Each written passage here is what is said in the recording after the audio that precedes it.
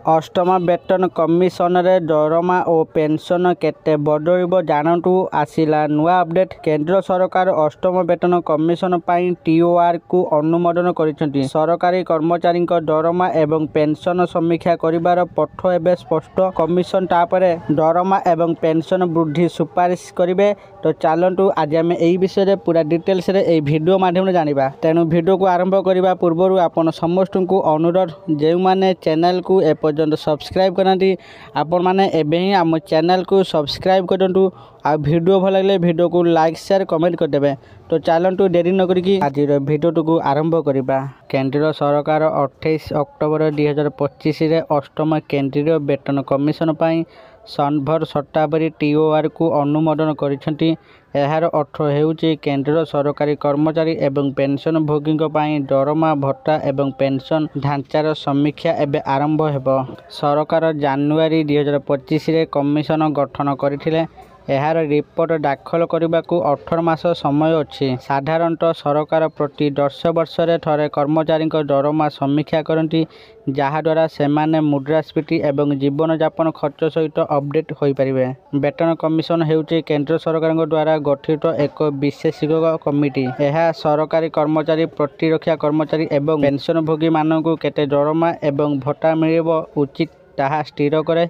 एहार उद्देश्य हेउची कर्मचारी मानक आय, मुद्रास्फीति, चाकरी दायित्व एवं जीवन यापन खर्च सहित समन्वित रहिबाकु निश्चित करिबा। कमिशन समस्त सेवा वर्गर दरमा समानता मध्य सुनिश्चित करे। अष्टम वेतन कमिशन जानुआरी 2016 लागू होइथिबा सप्तम वेतन कमिशन को सफल करे। अष्टम वेतन कमिशन कमिटी जे मैट्रिक्स समीक्षा करिबो। एथिरे दरमा स्तर एवं ग्रेड अंतर्भुक्त। यह एक फिटमेंट फैक्टर निर्णय करिबो, जहाँ को नूतन दरमा निर्णय करने पाई मूल दरमा द्वारा गुणित करा जाए। कमिशन घर भड़ा, एचआरए, परिवहन भत्ता एवं चिकित्सा भत्ता, परिभत्ता समीक्षा करिबो। आवश्यक हेले से गुडी को एकीकृत किंबा संशोधन करने को सुपारिश करिबो। यह पेंशन फॉर्मूला रे परिवर्तन एवं चाकरी वर्गीकरण रे उन्नति पाई मध्य परामर्श दे पारे। सप्तम वेतन कमिशन फिटमेंट फैक्टर को 2.57 स्थिर करथिले। एहार अर्थ हेउची षष्ठ वेतन कमिशनर मूल दरमा को 2.57 गुणन करी नूतन मौलिक दरमा निर्णय करा जायथिला। सर्वनिम्न मौलिक दरमा प्रति मास 18,000 स्थिर करा जायथिला। वर्तमान कर्मचारी संगठन गुड़िक चाहती जे अष्टम वेतन कमिशन रे एहाकू अति कम 3.68 को वृद्धि करा जाऊ। सेमाने दाबी करुछन जे सर्वनिम्न मौलिक दरमा 26,000 रु 39,000 मध्य वृद्धि करा जाऊ। वर्तमान अष्टम वेतन कमिशन पाई फिटमेंट फैक्टर को नहीं विभिन्न कल्पना जल्पना करा जाउछि। किछि रिपोर्ट अनुसार यह 1.83 रु 1.92 मध्य हो पारे एवं सर्वाधिक आकलन 2.86 रु 2.86 मध्य हो पारे। तथापि यह केवल प्राथमिक आलोचना। कमिशन को चूड़ार रिपोर्ट एवं राष्ट्रपति किंबा केंद्र कैबिनेटर अनुमोदन पर ही प्रकृत फिटमेंट फैक्टर निर्णय करा जिवो। सरकार एक नूतन वेतन कमिशन गठन करती। यह एक सनभर शतावरी टीओआर दिया जाए। एथिरे कमिशन केउं क्षेत्र गुडी को संबोधित करिवे, केउं समय सीमा मध्य यार रिपोर्ट दाखल करिवो एवं केउं मानदंड पालन करिवो ताहा वर्णना करा जाए। कमिशन तापर कर्मचारी संख्या, वर्तमान वेतन गठन, मुद्रास्फीति हार, घरोई क्षेत्र दरमा एवं पेंशन दायित्व उपर तथ्य संग्रह करे। यह पर कर्मचारी संगठन मंत्रालय एवं अन्य अंशीदार मानक सहित परामर्श करे एवं एक विस्तृत रिपोर्ट प्रस्तुत करे। रिपोर्ट पाइबा पर सरकार सुपारिश गुड़िकर समीक्षा करे एवं केउं पदक्षेप गुड़िक कार्यकारी कराजिबो ताहा निष्पत्ति नहीं थाए।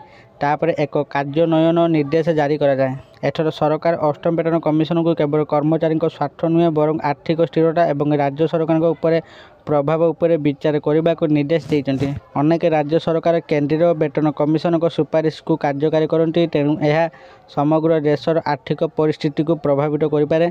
सरकार चाहती जे कमिशन कर्मचारी कल्याण एवं देशर आर्थिक संभावना मध्य संतुलन रक्षा करूँ। अष्टम वेतन कमिशन सुपारिश प्राय 4.7 न्यूटन ନିୟୁତ କେନ୍ଦ୍ର ସରକାରୀ କର୍ମଚାରୀ ଏବଂ 6.9 ନିୟୁତ ପେନ୍ସନଭୋଗୀଙ୍କୁ ପ୍ରଭାବିତ କରିବ। ଯଦି କମିଶନ ଫିଟମେଣ୍ଟ ଫ୍ୟାକ୍ଟର ବୃଦ୍ଧି କରନ୍ତି ତେବେ ଏହା ସିଧାସଳଖ ସର୍ବନିମ୍ନ ମୌଳିକ ଦରମା ଉପରେ ପ୍ରଭାବ ପକାଇବ ଏବଂ କର୍ମଚାରୀମାନେ ଏକ ଗୁରୁତ୍ୱପୂର୍ଣ୍ଣ ଦରମା ବୃଦ୍ଧି ଦେଖିପାରିବେ। ଏହା କେବଳ ଦରମା ବୃଦ୍ଧି ପର୍ଯ୍ୟନ୍ତ ସୀମିତ ରହିବ ନାହିଁ, ଏହା ଭତ୍ତା, ପେନ୍ସନ ଏବଂ ଏପରିକି ଘରୋଇ ଦରମା ଗଠନକୁ ମଧ୍ୟ ପ୍ରଭାବିତ କରିବ, କାରଣ ଅନେକ କମ୍ପାନୀ ସରକାରୀ ଦରମା ଗଠନକୁ ଏକ ମାନଦଣ୍ଡ ଭାବରେ ବିବେଚନା କରନ୍ତି। ପେନ୍ସନଭୋଗୀଙ୍କ ପାଇଁ ଏହି ସଂସ୍କାର ସେମାନଙ୍କର କ୍ରୟ ଶକ୍ତିକୁ ବୃଦ୍ଧି କରିପାରିବ, ଯାହା ମୁଦ୍ରାସ୍ଫୀତି ଯୋଗୁଁ କ୍ଷୟ ହେଉଛି।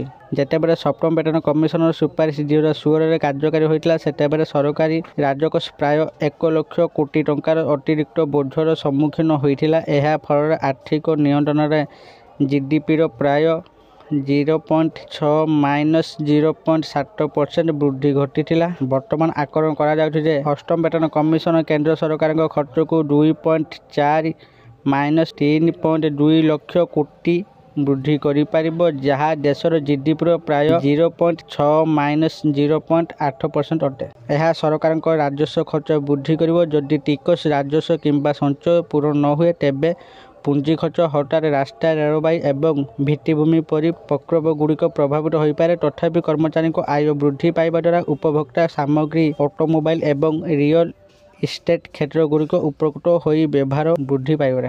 ସରକାରଙ୍କ ସମ୍ମୁଖରେ ବର୍ତ୍ତମାନ ସବୁଠାରୁ ବଡ଼ ଚ୍ୟାଲେଞ୍ଜ ହେଉଛି କର୍ମଚାରୀଙ୍କ ସ୍ୱାର୍ଥ ଏବଂ ଆର୍ଥିକ ଶୃଙ୍ଖଳା ମଧ୍ୟରେ ସଠିକ୍ ସନ୍ତୁଳନ ରକ୍ଷା କରିବା। ଦରମା ଏବଂ ପେନ୍ସନ ବୃଦ୍ଧି କର୍ମଚାରୀଙ୍କ ମନୋବଳ ଏବଂ ଖର୍ଚ୍ଚ କ୍ଷମତାକୁ ବୃଦ୍ଧି କରିବ, କିନ୍ତୁ ଅତ୍ୟଧିକ ବୃଦ୍ଧି ଦେଶର ଆର୍ଥିକ ସ୍ଥିରତା ଏବଂ ବିକାଶ ଯୋଜନାକୁ ପ୍ରଭାବିତ କରିପାରେ। ସରକାରଙ୍କୁ ଏବେ ନିଷ୍ପତ୍ତି ନେବାକୁ ପଡ଼ିବ ଯେ କେତେ ବୃଦ୍ଧି ଉପଯୁକ୍ତ, ଦେଶର ଆର୍ଥିକ ପରିସ୍ଥିତି ଉପରେ ଚାପ ନ ପକାଇ କର୍ମଚାରୀମାନଙ୍କୁ ଆଶ୍ୱସ୍ତି ପ୍ରଦାନ କରିବା ପାଇଁ ଯଥେଷ୍ଟ।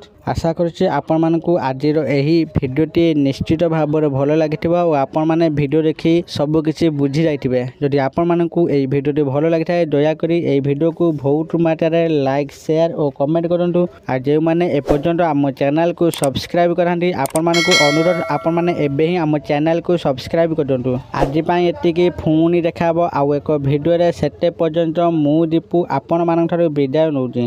ରହୁଛି, ଧନ୍ୟବାଦ।